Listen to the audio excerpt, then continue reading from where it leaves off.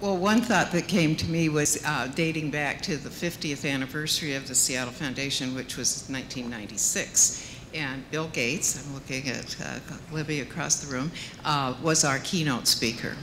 And he, in the course of his remarks, which were primarily about the future of philanthropy, which we didn't even begin to know what he had in mind at that point. But he did talk about the fact that he thought that the internet, the communication between peoples globally as well as locally was in a revolution, and that it would affect philanthropy in very ways that we didn't even know about at the time.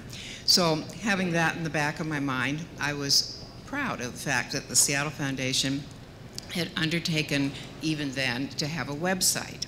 And it was a website on which people could make contributions to the foundation, and they could also manage their fund in a very rudimentary way. It's become far more sophisticated over the years, but they could make their requests of grants that they wanted to make and so forth.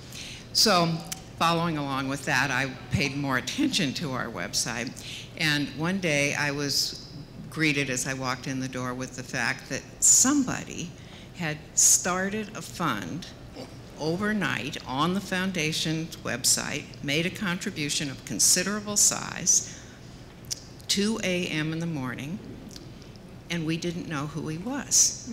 We had never met him. We had built no relationships, none of the traditional sort of things that go on to build trust with people and so forth. He knew about us because of that website. He made his contribution through the website, and he didn't want to meet us. I mean, I really tried. Anyway, having said that, I then went that fall to a meeting of the foundation leaders of the 25 largest community foundations, and I told them this story, that here was a donor of considerable size that came to us because of our website.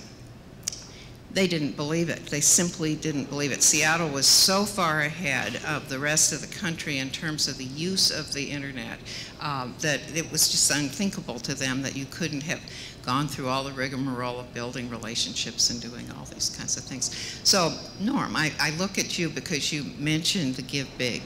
I think Bill Gates' comments at our annual meeting, this 2 a.m. donor, as I call him, and ultimately Give Big, which was all done on the internet, am I right? Right. Totally web design.